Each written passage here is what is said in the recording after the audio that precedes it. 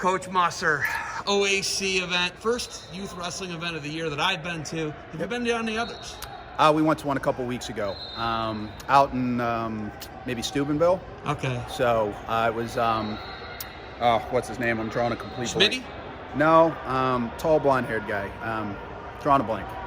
Not So- Coach Goff. Coach Goff just passed away. I heard. That was a tragic thing, and Yeah, it was that's a sad. COVID-related thing too. Yeah, that's sad. So That's crazy. it's a real thing in the wrestling community. We understand that. But you're Yeah, you're a college coach in the Mid-American Conference Yep. at Cleveland State. Yep. You know, you're here coaching youth wrestling. But how do you shift gears from D1 college wrestling to coaching youth wrestling? How do you do that? Oh, well, you just gotta, you gotta have it in proper perspective, right? Obviously in Division I, we're competing at a very high level. We're preparing these guys for, the toughest competition in the country. With the kids, there's a lot of tough kids out here. I mean, this is a great tournament and a lot of competitive kids. But a lot of these kids, are just getting introduced to the sport. They're very new. They're very young. And, you just want to make sure that they have a real positive experience, right? You're teaching them good stuff, good technique. You're taking them through tough practices. It's by far, the toughest that they've ever worked, really, in their lives, and it's a great thing for them to learn that way.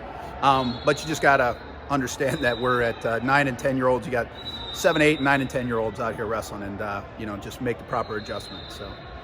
So you grew up in Northeast Ohio, right? You wrestled on I think, some of the greatest high school wrestling teams of all time with the Walsh teams you were on. Yep. It was incredible, man. That It was was fun to watch. It was fun to be a part of. And then you go to Penn State. You're an NCAA finalist, multiple-time All-American. Were you second and third? Second and fifth. Second and fifth. So it's pretty good. Those are great accomplishments, Thank right? you. But D1 wrestling is just it's on another stratosphere. Sure. Every kid, a lot of the parents out here just don't know. They just don't have the knowledge and mindset of Clint Musser. Okay, Right. They really don't. So many people think their kids are going to go wrestle at the highest level or play baseball at the highest level. There's a Sure. basketball tournament. They think their kid's a D1 basketball player. What would you say to parents? And first off, who are you coaching? My daughter. You're coaching your daughter. Yep. Right. So girls wrestling is really gaining steam. Yep. Women's wrestling, of course, right? Yep. But what would you say to some of these parents that you see out here and they're coaching this how you and Josh would coach at the NCAAs or the EWLs to get to the NCAAs? What would you say to some of them, Clint? Just take a deep breath, right? It's intense because it's wrestling, right? Sports are intense as it is, which that's a good thing. It's a good thing for these kids to learn what competition is, what really working hard and pushing yourself towards a goal is. And it's really tough in wrestling, right? Because it's one-on-one, right? And it's your kid and you're emotional and you're attached to it. My whole thing would just be, take a couple breaths and just try to take it easy. As much as you can, right? As much as you can. The yelling and that type of stuff, that really doesn't do any good for the kids, right? And I would encourage people, don't get too competitive too soon. How they do in a youth tournament at 7, 8, 9, 10, even 11 and 12 years old, isn't determinative of what they're going to be able to do down the road. My parents did a really good job. I actually use them as a model because, they encouraged me. They got me to all the places that I needed to be, North Akron Wrestling Club, the tournaments week in and week out. And then when I got there, they let me do my thing, right? And I was able to have ownership of it, fall in love with it, and grow, right? As opposed to having something forced on me. That's never a good thing for athletes. So absolutely, get your kids out here, encourage them to participate in these great things, right? And learn awesome skills, get strong, get in shape, gain confidence, just a million positive things, right? To gain by participating in wrestling in particular, but other sports as well. But, give them the opportunity to grow. Let it be theirs, right? That would be probably my number one advice, is let it be theirs and support them. Support them and let it be theirs. So you're a 4-time state finalist in high school, 3-time champ. Yep. 2-time All-American. You've done it at the highest level. You fought MMA. You made it to, what was the highest promotion? NAAFS? I got into Bellator. You got into I fought Bellator. one time in Bellator. That's incredible. But I was a little too old to be. But that's incredible. Yeah. Right? Yeah, it was great. You've It was been great. to the highest levels of all of you're a Division I guy. Yep. Division I, 4-time state finalist. That in Ohio, that's like the standard. What you've done is the standard of wrestling. Sure. Do kids need to do all the sports? Is specialization something that you did? What do you think about people doing multiple sports and gaining the confidence and the strength and all the other things you talked about? Yeah, no, I think, obviously things have changed a little bit, right? But I think playing multiple sports is important, especially when they're young. right? I played soccer all the way through my junior year in high school, right? But I was wrestling the rest of the year outside of soccer. As soon as soccer was done, it was all wrestling for the rest of the fall, winter, spring, and into the summer. When I finished with it was usually Fargo by that time. Then, I was taking it easy a little bit and then get ready for soccer, right? So, I think the kids, they learn so much by playing other sports, right? Like I learned misdirection in soccer, right? To get a person out of position to make a move in soccer, right? That helped me. I translate that into wrestling, right? You learn other strategies, you learn other techniques, plus you also develop other muscles. One of the big problems we're seeing in youth sports right now is overuse of these kids' same muscles and joints over and over again, and then they're having these serious joint injuries at young ages, right? Playing multiple sports will help alleviate that, right? Specializing, kids wrestling almost year-round or 10 months out of the year, at 8, 9, 10 years old is, to me, a little too much. They need to be having fun. They need to be involved in other sports and things on those lines. And then, when you get to a certain point, you say, hey, I'm a good athlete. I'm really succeeding, right? Doing well in this particular sport.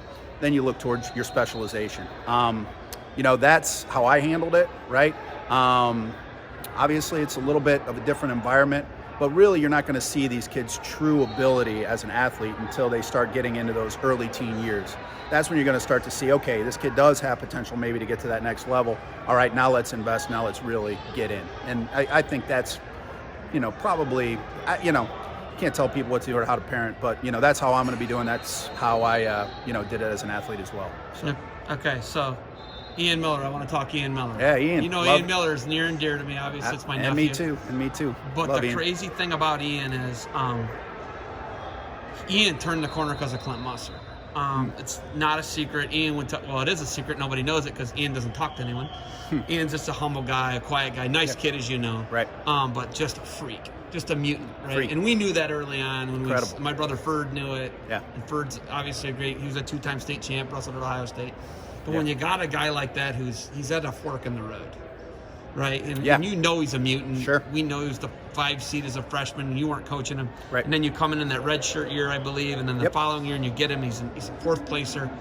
Yep. Smashes Derek St. John in the Conci semis in one of the craziest matches I've ever seen of just offensive output. That was awesome. Right, and you're in the chair for that. But how did you get Ian Miller to turn the corner, and how are you trying to do what you do with Ian to athletes at Cleveland State? How did you do that?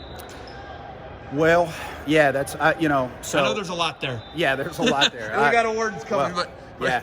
Now, Ian was great, and I saw it very early on, right? And the unique thing was how I was coaching at Kent, I had the opportunity to really work with Ian because it was his redshirt year.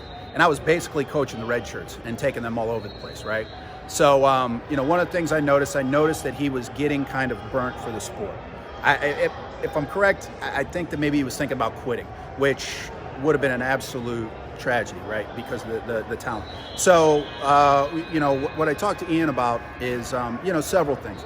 Just finding his passion for the sport, finding his love for the sport, because you really need that in college. It's hard. It's a grind. You got to have it in your heart. You got to know what you're doing, right?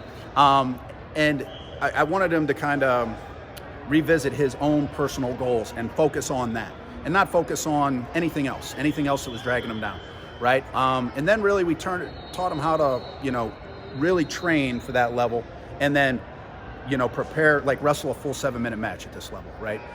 He wanted to go out, and he could probably throw 90% of the country on their back and end the match in the first period, but we wanted to beat that top level guy, and we wanted to know how to do that in a 7-minute match. And we had to work on helping him put together a 7-minute match where he kept within himself, kept his cool the whole time. And so that was the focus, right? And, and he got, I think he fell back in love with the sport during that year. Had a really good, productive redshirt year. I think we worked through some really good things.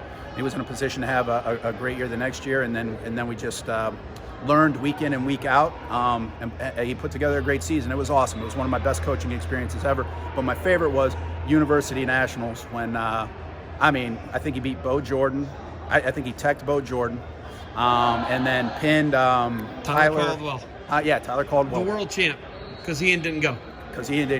It killed me that Ian didn't want to go. He's going to go fishing with his dad. And he did. And I love he went fishing with his dad, but I said, can't you go fishing with your dad the next week, Ian, and let's go win a world championship? But, but that's Ian, but he's great, and I love him. And he did fantastic, and super proud of him. And looks like he's doing a great job as a coach now too. Okay, we've got people waiting for the podium. Last thing. You ready? Okay, sure. Are you a body wash man, Clint Musser, or are you a defense soap bar man? Which one? Which one? Bar soap all day long. Every Boom. day. There it is. 100%. The bar Thank you. soap. Defense soap. Love you guys. You got and you know, guys, he's Cleveland Yep, State. absolutely. You know, NCAA qualifier for you. Cleveland State and all of wrestling all over the world. Thanks, guy. We love what you do, man. All right, we got people waiting for the podium. Thank you for the time, Clint Yep, Musser. you got it. You're my guy. All right.